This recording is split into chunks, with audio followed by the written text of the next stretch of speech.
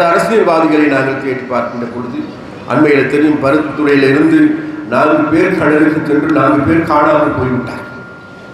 நான் இலங்கையில் இருக்கவில்லை, நான் ஜப்பான் நாட்டுக்கு சென்றிருந்தேன் அரசாங்கத்தோட வேலையாக. எல்லோரும் ஓடி வந்தார். ஓடி வந்து அந்த மக்களுடைய கண்ணீரை பயன்படுத்தி அரசியல் செய்கின்றார். அவருடைய இறப்பு காணாமல் போய்விட்டார்கள் என்று கண்டுபிடிக்க முடியவில்லை. அதை வைத்து அரசியல் செய்கின்றார். அமைச்சர் வந்தாரா வரவில்லையா? ஆனால் எங்களுடைய தோழர்கள், எங்களுடைய பாராளுமன்ற உறுப்பினர்களான ரஜீவன், குமரன், அதே போன்ற எங்களுடைய அமைப்பாளர்கள், எங்களுடைய மீனவர் சங்கங்கள் அனைவருமே இந்த தேடுதல் வேலையில் ஈடுபட்டார். ராணுவமா, போலீஸா,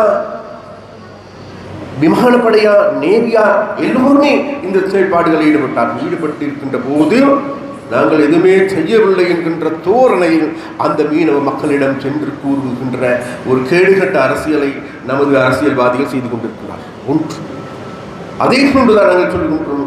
அங்கிருக்கின்றவர்களும் கடந்த காலங்கள் இந்த நாட்டை நாசமாக்கிய லஞ்ச ஊழல் மோசடி மலிந்த நாடகமாக்கிய போதைப் பொருள் வியாபாரிகளை கூடாரமாக மாற்றிய எமது நாட்டில் கடன் வாங்கி கடன் பொறியில் சிக்க வைத்திருந்த நாட்டை வங்குரோத்து அடைந்த நாடாக மாற்றிய ஆட்சியாளர்கள் இன்றைக்கு நாங்கள் தான் அடுத்த ஆட்சிக்கு வரப்போகின்றோம், இன்றைக்கு வரப்போகின்றோம், நாளை வருக போகின்றோம், நாளை மறுநாள் போகின்றோம் என்கின்ற கூற்றுக்களை முன்வைத்துக் கொண்டு செல்கின்றார்.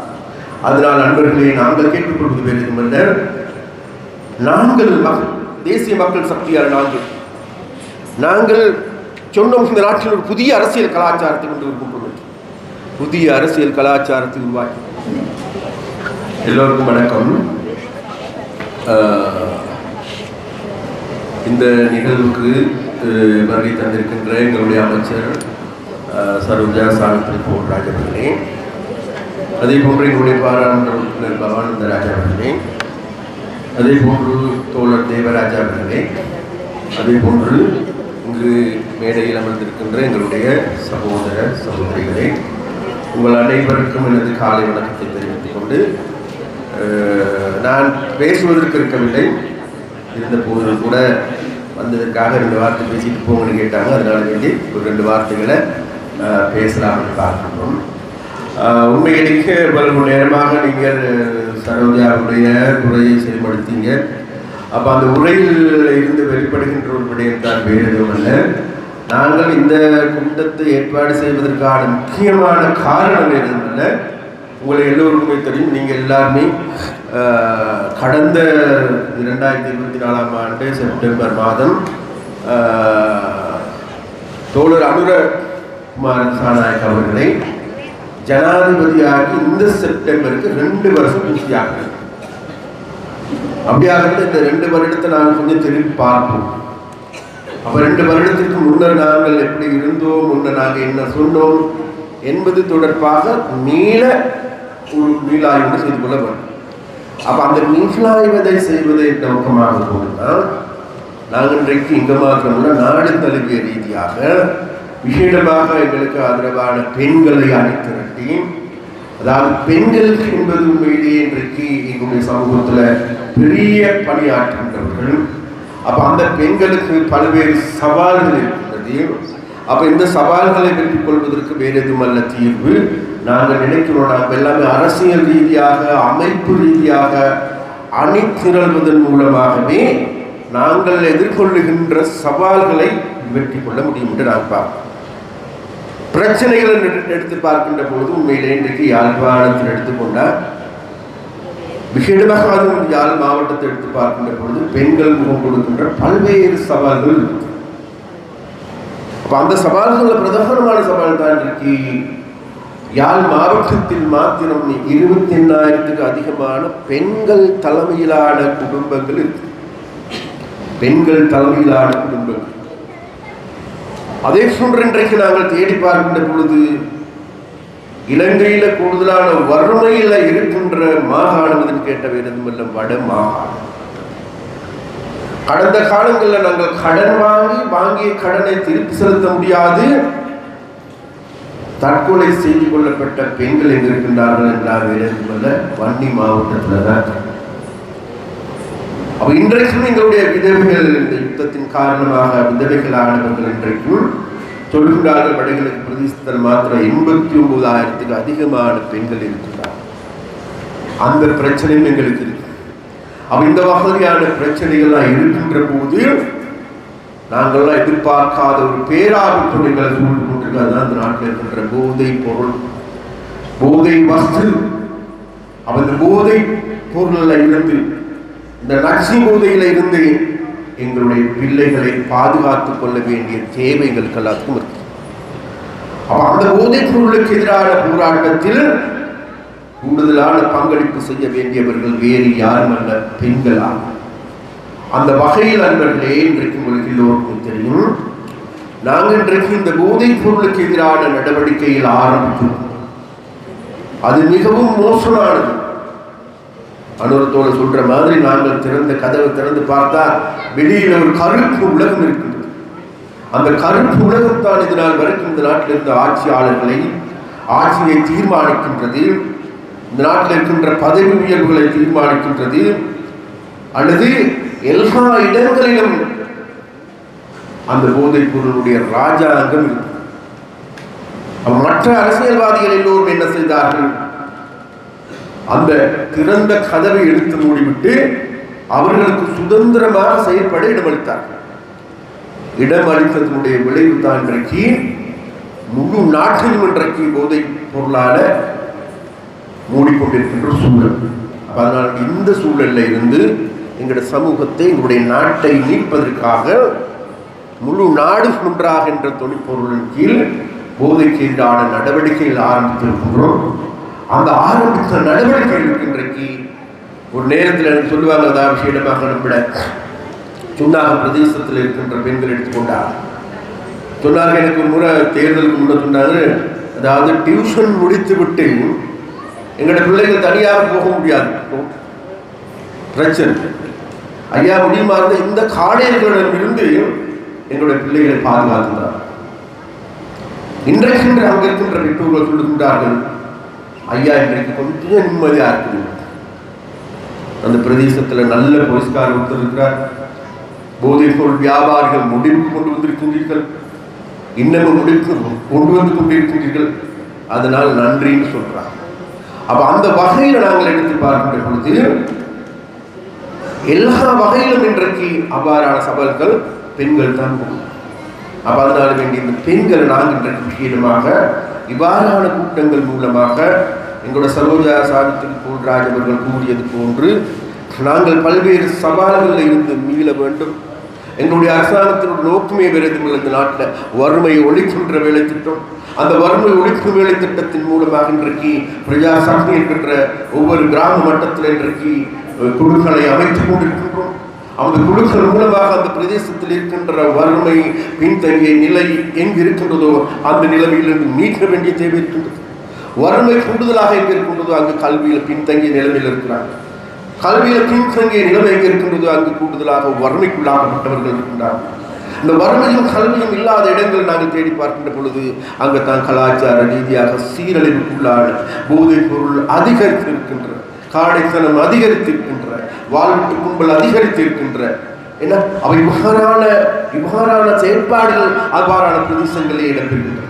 அதனால் நாங்கள் பார்க்கின்ற வேறு எதுவுமில்லை, முதல் இந்த வறுமையிலிருந்து ஒழிக்கின்ற அதே நேரத்தில் பின்தங்கிய நிலையில் இருக்கின்ற, கல்வியில் பின்தங்கி இருக்கின்ற அந்த வகையான பிரதேசங்களை கல்வி ரீதியாக மேம்படுத்துவதன் மூலமாகவே இன்றைக்கு இந்த போதைப் பொருளுக்கும் கூட முற்றுப்புள்ளி வைக்க முடியும். நாளைக்கு படித்த பிள்ளைகளாக வருகின்ற பொழுது சமூகத்தில் இருக்கின்ற ஆரோக்கியமான சிந்திக்கின்ற ஒரு சமூகமாக மாறுகின்ற பொழுது நிச்சயமாக அவர்கள் நாளைக்கு உண்மையிலே இந்த சமூகத்துடைய பற்றாளர்களாக மாறுவார். அவ்வாறு பற்றாளர்களாக மாறுகின்ற நடவடிக்கை இந்த அரசாங்கம் எடுத்துக் கொண்டிருக்கின்ற பொழுது உங்களுக்கு எங்களுக்கு எல்லோருக்குமே தெரியும், கடந்த காலங்கள் எங்களால் தோற்கடிக்கப்பட்ட அரசியல்வாதிகள், தோல்வியில் துவண்டு கொண்டிருக்கின்றவர்கள் இன்றைக்கு மீண்டும் தாங்கள் கையில் அதிகாரத்தை பெற்றுக் கொள்வதற்காக இனவாதம், மதவாதத்தை மறுபடியும் தூண்டுவதற்கு பார்க்கிறார். இனவாத ரீதியாக மக்களை வேறுபடுத்தி அரசாங்கத்துக்கு எதிரான கருத்துக்களை விதைத்து அதன் மூலமாக மீண்டும் ஆட்சிக்கு வரலாமா என்று பார்க்கிறார். ஒன்றை மாத்திரம் நாங்கள் சொல்லுகிறோம், இந்த அரசாங்கம் என்பது உங்களுடைய அரசாங்கம், மக்களுடைய அரசாங்கம். அந்த மக்களுடைய அரசாங்கம் என்பது வேறு எதுவும் அல்ல, எங்களுடைய முதன்மையான வேலை வேறு எதுவுமல்ல, இங்கு இருக்கின்ற மக்களுடைய வாழ்க்கையை மேம்படுத்துகின்ற பொழுது அவர்கள் முகமொடுக்கின்ற சகல விதமான சவால்களையும் இனக்கண்டு கொண்டு அவர்களுக்கு தீர்ப்பினை பெற்றுக் கொடுப்பது. அவ்வாறான செயற்பாடுகள் முன்னெடுக்கின்ற போது நம்முடைய அரசியல்வாதிகளை நாங்கள் கேட்டு பார்க்கின்ற பொழுது அண்மையில் தெரியும், பருத்துறையிலிருந்து 4 பேர் கடலுக்கு சென்று 4 பேர் காணாமல் போய்விட்டார். நான் இலங்கையில் இருக்கவில்லை, நான் ஜப்பான் நாட்டுக்கு சென்றிருந்தேன் அரசாங்கத்தோட வேலையாக. எல்லோரும் ஓடி வந்தார். ஓடி வந்து அந்த மக்களுடைய கண்ணீரை பயன்படுத்தி அரசியல் செய்கின்றார். அவருடைய இறப்பு காணாமல் போய்விட்டார்கள் என்று கண்டுபிடிக்க முடியவில்லை, அதை பற்றி அரசியல் செய்கின்றார். அமைச்சர் வந்தாரா வரவில்லையா? ஆனால் எங்களுடைய தோழர்கள், எங்களுடைய பாராளுமன்ற உறுப்பினர்களான ரஜீவன், குமரன், அதே போன்ற எங்களுடைய அமைப்பாளர்கள், எங்களுடைய மீனவர் சங்கங்கள் அனைவருமே இந்த தேடுதல் வேலையில் ஈடுபட்டார். ராணுவமா, போலீஸா, விமானப்படையா, நேவியா, எல்லோருமே இந்த செயல்பாடுகளில் ஈடுபட்டு இருக்கின்ற போது நாங்கள் எதுவுமே செய்யவில்லை என்கின்ற தோரணையில் அந்த மீனவ மக்களிடம் சென்று கூறுகின்ற ஒரு கேடுகட்ட அரசியலை நமது அரசியல்வாதிகள் செய்து கொண்டிருக்கிறார்கள். ஒன்று அதே போன்றுதான் நாங்கள் சொல்லுகின்றோம், அங்கிருக்கின்றவர்களும் கடந்த காலங்கள் இந்த நாட்டை நாசமாக்கிய லஞ்ச ஊழல் மோசடி மலிந்த நாடகமாக்கிய போதைப் பொருள் வியாபாரிகளை கூடாரமாக மாற்றிய எமது நாட்டில் கடன் வாங்கி கடன் பொறியில் சிக்க வைத்திருந்த நாட்டை வங்குரோத்து அடைந்த நாடாக மாற்றிய ஆட்சியாளர்கள் இன்றைக்கு நாங்கள் தான் அடுத்த ஆட்சிக்கு வரப்போகின்றோம், இன்றைக்கு வரப்போகின்றோம், நாளை வருக போகின்றோம், நாளை மறுநாள் போகின்றோம் என்கின்ற கூற்றுக்களை வைத்துக் கொண்டு செல்கின்றார். அதனால் நண்பர்களே, நாங்கள் கேட்டுக்கொள்வது வேறு எதுவுமல்ல, நாங்கள் தேசிய மக்கள் சக்தியால் நாங்கள் சொன்னோம், இந்த நாட்டில் ஒரு புதிய அரசியல் கலாச்சாரத்தை கொண்டு இருக்கின்றோம். புதிய அரசியல் கலாச்சாரத்தை உருவாக்கி இந்த இடத்தில் நாங்கள் 2 கேபினட் மினிஸ்டர், 2 அமைச்சரவை அங்கீகாரம் பெற்ற அமைச்சர்கள் இருக்கும். இதற்கு முன்னர் இவ்வாறு 2 கேபினட் மினிஸ்டர் இவ்வாறான இடங்களுக்கு வந்திருப்பார்களாக இருந்தால் எத்தனை போலீஸ்காரர்கள் வந்திருப்பார்கள், எத்தனை இராணுவம் வந்திருக்கும், எத்தனை வாகனங்கள் வந்திருக்கும், எத்தனை அரசு அதிகாரிகள் வந்திருப்பார்கள், சூழ்ந்து கொண்டு இருந்திருப்பார்கள். ஆனால் இன்றைக்கு சாதாரண மனிதர்களாக உங்களோடு நாங்கள் வந்திருக்கிறோம். இது மாற்றம். அது மாற்றமல்ல, நாங்கள் அதாவது அமைச்சர்களாக இருக்கின்ற போது உங்களுக்கு தெரியும், அமைச்சருக்கான சம்பளம், அதே போன்ற அமைச்சருக்கான கொடுப்பனவு, அமைச்சருக்கான கொடுப்பாடு, அதுதான் எங்களுடைய கொடுப்பனவாக கிடைக்கும். மறுபுறத்தில் இன்னொரு சத்து வருது, நாங்கள் பாராளுமன்ற உறுப்பினருக்கான சம்பளம் கொடுப்பனவு, எரிபொருள் கொடுப்பனவு, 2 சம்பளத்தையும் வாங்கி 2ஐயும் வாங்கி தங்களோட பொட்டகத்தில் போட்டுக்கொண்டு மக்களுக்கு கிடைக்கின்ற உதவியையும் வேலை திட்டங்களை கொள்ளை அடிக்கிறது தான் வரலாறு. ரோட்டு போட்டால் ரோட்லையும் அள்ளி சாப்பிட்டவங்க இருக்கிறாங்க, மனசில கூட கட்டினா அதையும் அள்ளி சாப்பிடுகின்றவர்கள் இருந்தாங்க. எங்கெங்கு மக்களுடைய பணத்தை சூறையாட முடியுமோ, கொள்ளையடிக்க முடியுமோ, சாதாரண நபர்களாக வருகின்றவர்கள் 5 வருடம் கடந்து போன பிறகு பெரிய கோடீஸ்வர குபேஸ்வரர்களாக மாறியிருக்கின்றார். இதெல்லாம் வேறு யாருமே உங்களுடைய காசு, உங்களுடைய பணம். நாங்கள் இன்றைக்கு என்ன செய்திருக்கின்றோம், எங்களுக்கு ஒரு சம்பளம் போதும், பாராளுமன்ற உறுப்பினர் கிடைக்கின்ற சம்பளம் போதும், அமைச்சருக்கு கிடைக்கின்ற சம்பளம் எங்களுக்கு வேண்டாம் என்று நாங்கள் அதை திரசேரிக்க அனுப்பிவிட்டோம். ஜனாதிபதியும் கூட ஜனாதிபதி கிடைக்கின்ற சம்பளத்தை மாத்திரம் தாருங்கள், அவருக்கு ஓய்வூதியம் கிடைக்கும், அந்த ஓய்வூதியம் எனக்கு வேண்டாம் என்று சொல்லுங்கள். பிரதமர் அர்னி அமர்சூரியா அதற்கு முன்னர் பிரதமராக இருந்தவர்களுக்கு மாதம் 33 லட்சம் ரூபாய் எரிபொருளுக்கான செலவு, பெட்ரோலுக்கான செலவு. ஆரணி அமரசூரிய உங்களுடைய பிரதமர் வெறும் 4 லட்சம் தான் செலவாகுதுங்க. நல்லமா இல்லையா? மாற்றமா இல்லையா? இதற்கு முன்னர் அமைச்சர்மார்களுக்கு கொழும்புல பெரிய சொகுசான வீடுகள் கிடைத்தது அரசாங்கத்தினுடைய பணத்தில். நாங்கள் ஒருவரும் கூட கொழும்பு நகரத்தில் வீடுகளை எடுக்கவில்லை. நல்லமா இல்லையா? அந்த பணம் மிச்சமா இல்லையா? எங்களுக்கு 4 கொலுசுகளை வச்சுக்கொள்ளலாம், நாங்க எடுக்க இல்லை. நல்லமா இல்லையா? எங்களுக்கு 4 வாகனம் இருக்கின்றது. நான் பாவிக்கிறது ஒரே ஒரு வாகனம் தான் பார்ப்பேன், அதன் டபுள் கேப் வாகனம். எங்களுக்கு சொகுசான வாகன வண்டிகள் இருக்கின்றது, எதையும் நாங்கள் எடுக்கவில்லை. நல்லமா இல்லையா? மாற்றமா இல்லையா? அது மாற்றமில்ல, வாகன போமி நாங்கள் கோடியில் பார்க்க பெருமதியான வாகன போமிட்டதுனால வரைக்கும் கிடைக்கும். அந்த வாகன போமிட்டை வாங்கி அந்த வாகன போமிட்டு 4 கோடி ரூபாய்க்கு விற்று போட்டு அது வங்கியில் போட்டு என்ன நடக்கும்? அது வட்டி போட்டு குட்டி போட்டு மறுபடியும் பேரம் பேத்திகளையும் கூட பெற்றெடுக்கின்ற வருமானத்தை தருகின்றதாக நாங்கள் என்ன செஞ்சிருக்கிறோம்? வாகன போமிட்டு இல்லை யாருக்கும். அது மாத்திரமல்ல, 5 வருஷம் பார்லிமெண்ட் இருந்தால் போதும், சாகு வரைக்கும் அவனுக்கு ஓய்வூதியம் இருக்கு, பென்ஷன் இருந்துச்சு. நாங்கள் சொன்ன இல்லை, இனிமேல் பாராளுமன்றத்துக்கு வருகின்ற யாருக்குமே பென்ஷன் இல்லாத செய்திருக்கும். நல்லமா இல்லையா? ஜனாதிபதிக்கு 7 ஜனாதிபதி மாளிகைகள் இருந்தது, இன்றைக்கு 2 மாளிகையை மாத்திரம் பயன்படுத்தி கொண்டு மற்றது எல்லாமே கைவிட்டிருக்கிறோம். நல்லமா இல்லையா? நான் சொல்ல போனாமா வேற எதுவும் இல்லை. இந்த வகையான வேலை திட்டங்களை முன்னெடுக்கின்ற இந்த அரசாங்கத்தை நம்ம எல்லாம் சேர்ந்து வீழ்த்தணுமா? இந்த அரசாங்கத்தை விரட்டி அடிக்கணுமா? இல்லை, இந்த அரசாங்கத்தை மேலும் மேலும் பாதுகாத்துக் கொள்ள வேண்டும். எமது நாடுங்கிறது 1 நாள் 2 நாள் அல்ல, 76 வருடங்களாக நாசமாக்கப்பட்டிருக்கின்ற நாடு 1 வருஷத்துல 2 வருஷத்துல கட்டியெழுப்ப இயலாது. இருந்த போதிலும் கூட நம்ம ஆட்சி அதிகாரத்தை கைப்பற்றுகின்ற போது வங்குரோத்து அடைந்த நாடாக இருந்தது. இன்றைக்கு தலை நிமிர்ந்து நிற்கக்கூடிய அளவுக்கு பொருளாதாரத்தை நம்ம கட்டியிருப்போம். பொருளாதாரத்தை கட்டியெழுப்பி கொண்டு வருகின்ற போது தான் நீங்க யாருமே எதிர்பார்க்காத தித்வா புயல் வந்துச்சு. தித்வா புயல் வந்து முழு நாட்டையும் ஸ்தம்பித நிலைக்கு உள்ளாகிறது. $4.2 பில்லியன் அதுல பொருளாதார நட்டம். சுனாமியில கூட $1 பில்லியன் தான் நட்டமா இருக்கு. பெரிய அழிவொன்று, பாதிப்பொன்று. அந்த பாதிப்பிலிருந்து நாங்கள் படிப்படியாக தலை நிமிர்ந்து கொண்டு வருகின்ற போது நீங்க யாருமே விரும்பாத மத்திய கிழக்கில் யுத்தம் கொண்டு வந்தது. யுத்தம் வந்ததன் பிறகு பெட்ரோல் விலை, எண்ணெய் விலை எல்லாமே அதிகரித்தது. அன்னைக்கு $60 இருந்த ஒரு பீப்பாய் எண்ணெய் வந்து மசகு எண்ணெய் இன்றைக்கு 110, 120, 150க்கும் போயிட்டு.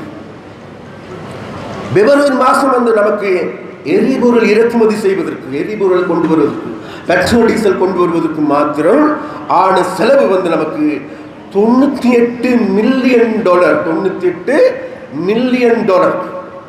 இன்றைக்கு சகோதரிகளே, இன்றைக்கு நமக்கு போகுது $502 மில்லியன் நமக்கு தேவைப்படுது. அப்படியா இருந்தா விலைகள் அதிகரித்திருக்கின்றது, டாலர் வெளியில வேகமாக கூடுதலாக போகுது. அதுக்காக வேண்டி என்ன செய்யணும்? ஓரளவு இதிலிருந்து நாங்கள் கட்டுப்படுத்திக் கொள்வோம். நாங்கள் சுய கட்டுப்பாடுகளை விதித்துக் கொள்வோம். இந்த அரசாங்கம் என்பது நம்மளுடைய அரசாங்கம். அதனால நமக்கு எல்லோருக்குமே தெரியும், பொருட்களுடைய விலை அதிகரிப்பு இருக்கு, அதன் காரணமாக எரிபொருள் விலை அதிகரிப்பு, மின்சார கட்டணம், அது இதெல்லாம் எங்களுக்கு தெரியும். இருந்த போதிலும் கூட இன்னைக்கு நாட்டில் உலகத்தில் ஏற்பட்டிருக்கின்ற இந்த அசாதாரண சூழ்நிலை காரணமாகவே இவ்வாறான ஒரு முடிவினை எடுக்க வேண்டியிருந்தது. இருந்த போது நாங்கள் சொல்லுகின்றோம், நாங்கள் எல்லோருமே நல்ல முறையில், சரியான முறையில், சரியான திசையில் இருந்து இவைகளை பிடித்து கொண்டு செல்வோமாக இருந்தால், அதே நேரத்தில் எங்களால் ஒதுக்கீடு செய்யப்படுகின்ற நிதி கிராமங்களை நோக்கி வருது. கிராமங்களை நோக்கி வருகின்ற பொழுது அந்த கிராமத்தில் இருக்கின்ற பெண்களா ஆண்களா அணுகி இந்த பொருளாதாரத்தோட, இந்த தேர்தல் திட்டங்களோட அணி சேருகின்ற போது நிச்சயமாக நாடு இதைவிட வேறொரு தளத்தை நோக்கி கொண்டு செல்ல முடியும். அவ்வாறான செயற்பாடுகளுக்கு பெண்களுடைய பணி, பெண்களுடைய பங்களிப்பு என்பது அத்தியாவசியமானது. அதனால் பெண்களே, சகோதரிகளே, நீங்கள் விழிப்படைய வேண்டும், சிந்திக்க வேண்டும். சிந்திப்பதன் மூலமாக எங்களை சூழ என்ன நடந்து கொண்டிருக்கின்றது, இதனால் வரைக்கும் என்ன நடந்தது, எங்களுடைய அரசியல்வாதிகள் என்ன சொல்லுகின்றார்கள், மற்றவர்கள் என்ன சொல்லுகின்றார்கள், உலகம் இந்த திசையை நோக்கி செல்லுகின்றது.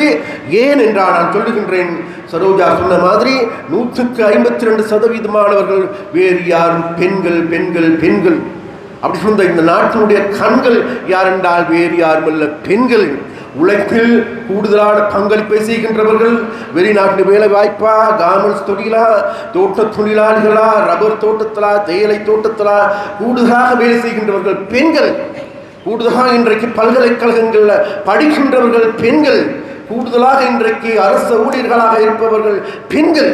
அப்படியாப்பட்ட பெண்களை இன்றைக்கு போகும் பொருளாக, அடிமைகளாக அல்லது அவர்களை வேறு வித பிரஜைகளாக பராமரிக்கின்ற சூழல் இருக்கின்றது. அதனால் அந்த வகையான நிலைமைகளில் இருந்து இந்த நாட்டில் இருக்கின்ற பெண்கள் அனைவருமே தாங்களுடைய சகோதரி, தாங்களுடைய அக்கா, தங்கை என்கின்ற ஒரு நிலைக்கு நாங்கள் கொண்டு வர வேண்டும். அந்த நிலைப்பாடை எடுப்பதற்காகத்தான் நாங்கள் அந்த கிளீன் ஸ்ரீலங்கா என்கின்ற வேலை திட்டத்தை முன்னெடுக்கின்றோம். அந்த கிளீன் ஸ்ரீலங்கா வேலை திட்டம் என்பது வெறுமனே நாட்டை கிளீன் பண்ணுவதல்ல, எங்களுக்கு அசுத்தம் அடைந்திருக்கின்ற எங்களுடைய மனங்களை, எங்களுடைய எண்ணங்களை, இவைகள் எல்லாவற்றையும் ஒரு தூய்மையான ஒரு இடத்திற்கு கொண்டு வந்து அதன் மூலமாக ஒரு நல்ல மனிதனை, நல்ல மனநிலையை, மனிதனை நேசிக்கின்ற மனிதர்களை உருவாக்க வேண்டும். அவ்வாறான வேலை திட்டங்கள் அனைத்தையும் முன்னெடுக்கின்ற இந்த அரசாங்கம் என்பது உங்களுடைய அரசாங்கம். அந்த அரசாங்கத்தை பாதுகாத்துக் கொள்ள வேண்டிய பொறுப்பு, கடப்பாடு உங்களுக்கு இருக்கின்றது என கேட்டுக்கொண்டு உங்களிடமிருந்து விடைபெறுகின்றேன். நன்றி, வணக்கம். மகளிர் மற்றும் சிறுவர் விவகார அமைச்சர் சரோஜா சாவித்ரி போல்ராஜ் கலந்து கொண்ட கூட்டம் ஒன்று பண்டத்தரிப்பில் இன்றைய தினம் இடம்பெற்றது. இதன்போது கூட்டத்தில் கலந்து கொண்ட கடற்றொழில் அமைச்சர் ராமலிங்கம் சந்திரசேகர் இதன்போது உரையாற்றினார்.